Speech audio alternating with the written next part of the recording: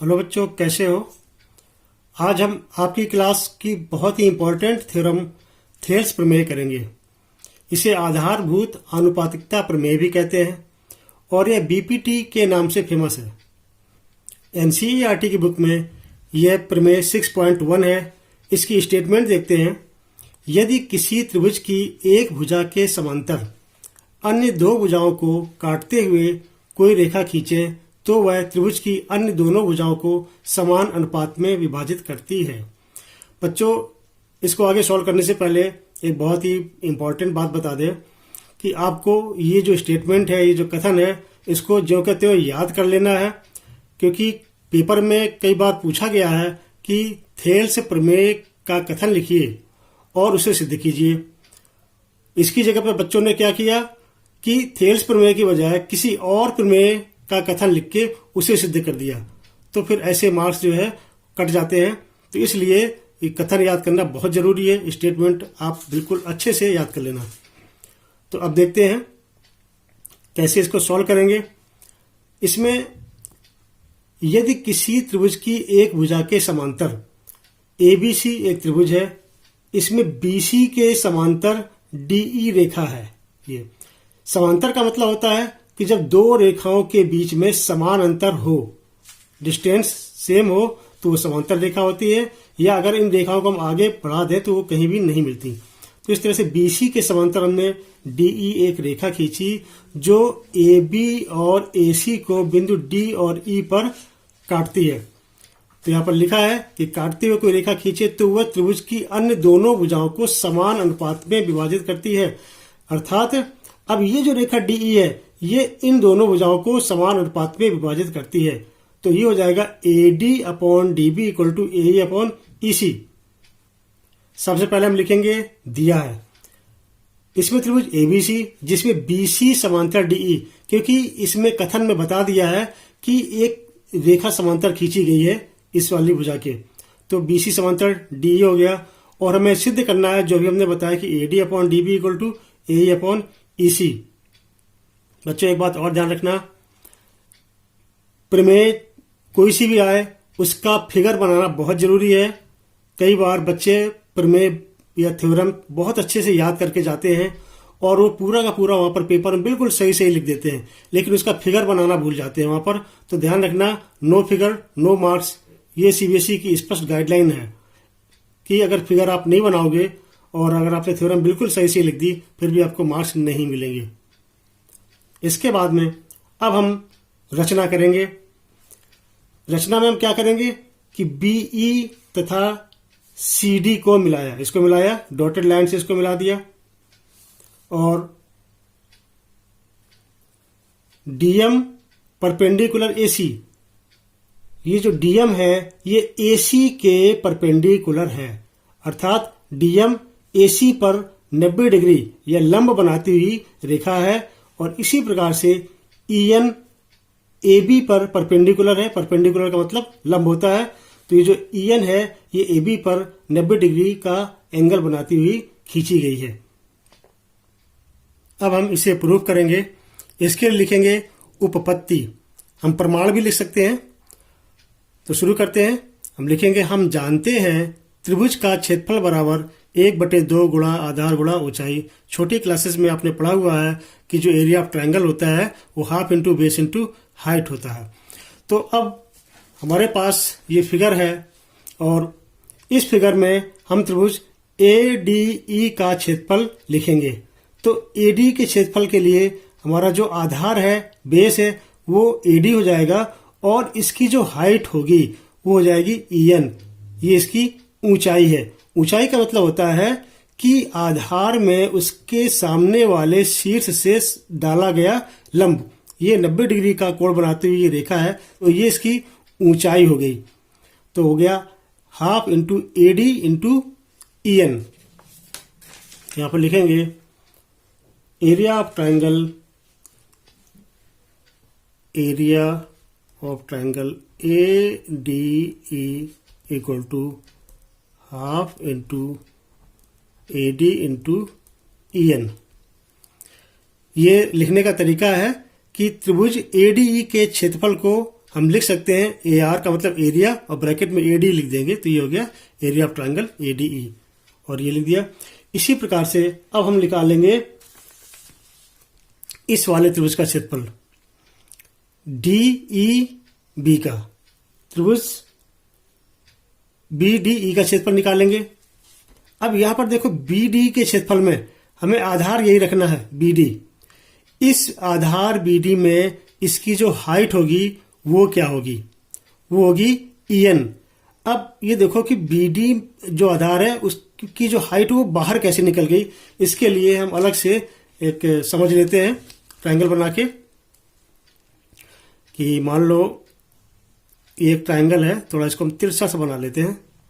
ये ट्रायंगल है और ये इसका बेस है, तो इस बेस पर, इस आधार पर ऊंचाई क्या होगी, ऊंचाई इसके सामने वाले शीर्ष से हम एक 90 डिग्री का कोण बनाते हुए रेखा खींच देंगे, इसको हम आगे बढ़ाएंगे तो ये इसकी ऊंचाई है। तो देखो ये जो ऊंचाई है ये शीर्ष लंब है, ये इस त्रिभुज से बाहर निकल गया। तो इसी प्रकार से इसकी जो हाइट होगी बीडी की वो हो जाएगी ईएन। तो हम लिखेंगे area of triangle B D E equal to half into base हो गया बीडी और हाइट हो जाएगी ईएन। तो ये हो जाएगा area of triangle B D E equal to half into base हो गया बीडी और इसकी जो हाइट हो गई वो हो गई ईएन। अब हम इनको भाग कर देंगे तो हम लिखेंगे भाग करने पर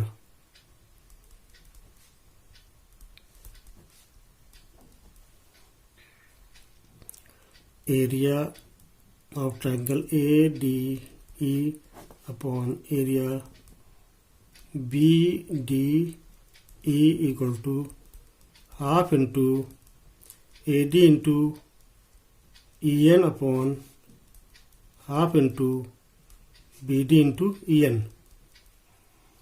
यहां पर कुछ कट रहा है, हाफ से हाफ कट गया और ईएन से ईएन कट गया, तो ये आ गया A D upon B D और इसको हम इक्वेशन नंबर 1 नाम दे देंगे। और फिर हम लिखेंगे इसी प्रकार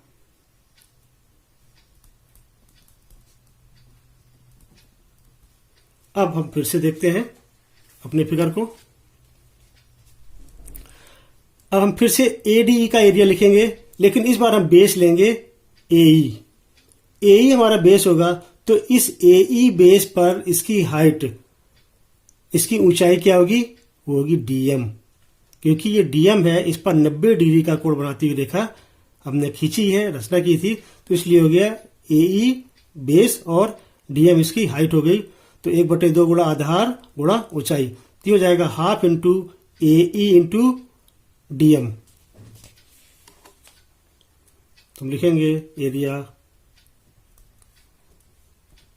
ए D E equal to half into AE into DM. Clear हो गया होगा आपको? एक बार फिर से देख लो, ये बेस है एई, ये डीएम इसकी हाइट है, ऊंचाई है, तो 1/2 गुणा आधार गुणा ऊंचाई, तो एई इंटू डीएम हो गया हाफ।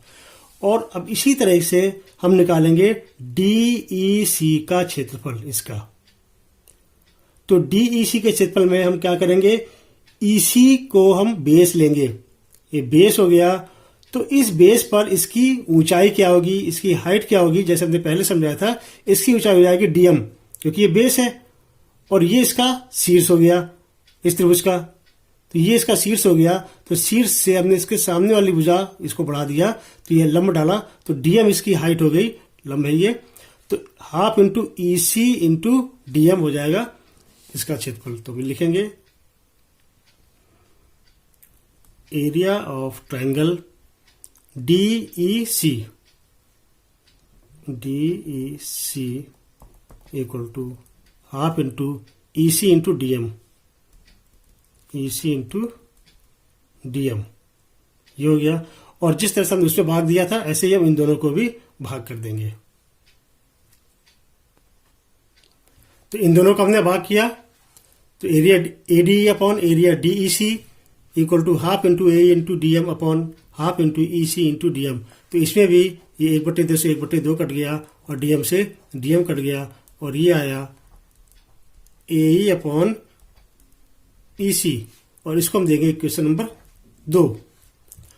अब 9th क्लास में आपने एक थ्योरम पढ़ी है, एक प्रमेय पढ़ी है कि अगर दो त्रिभुज एक ही आधार और एक ही समांतर रेखाओं के बीच स्थित हों तो उनके क्षेत्रफल बराबर होते हैं। तो अब ये देखो त्रिभुज BDE और त्रिभुज DEC, इन दोनों त्रिभुजों के आधार सेम है, बेस सेम है। इसी DE पर ये वाला त्रिभुज भी स्थित है और इसी DE आधार पर ये वाला त्रिभुज भी स्थित है।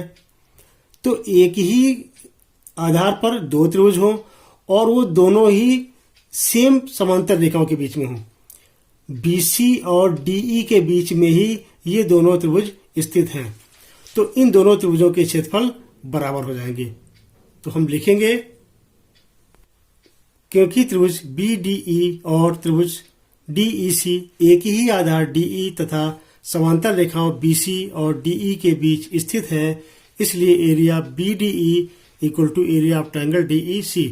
तो क्योंकि दोनों ही ट्रायंगल एक ही बेस और सेम पैरेलल लाइंस के बीच में है तो इन दोनों ही ट्रायंगल के एरिया इक्वल हो जाएंगे।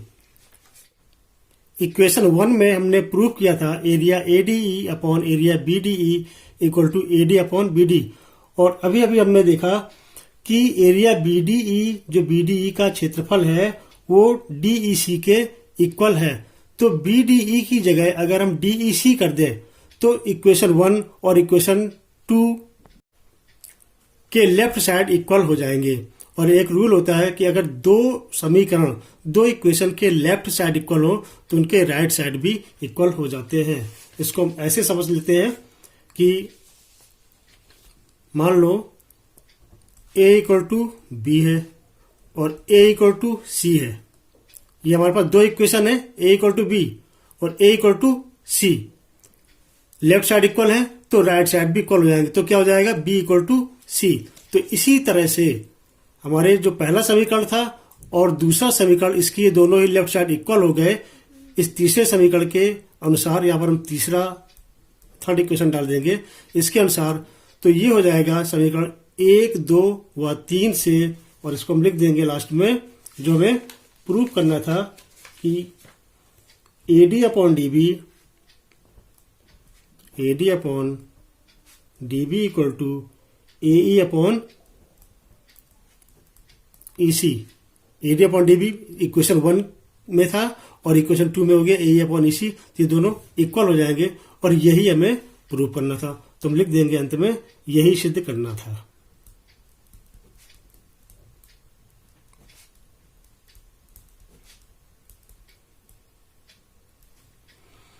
तो बच्चों, उम्मीद है आपको ये थ्योरम बहुत अच्छे से समझ में आ गई होगी। इसकी प्रैक्टिस कई बार करना है आपको। जब आप कई बार प्रैक्टिस करोगे तब ये और अच्छे से समझ में आ जाएगी और ये याद भी हो जाएगी। फिगर जरूर याद कर लेना। पेपर में ये थ्योरम या इससे संबंधित एक क्वेश्चन जरूर आता है 3 नंबर का। और अगर आपने अभी तक हमारे चैनल को सब्सक्राइब नहीं किया तो सब्सक्राइब जरूर कर दें और शेयर करना ना भूलें। तो मिलते हैं अगले वीडियो में।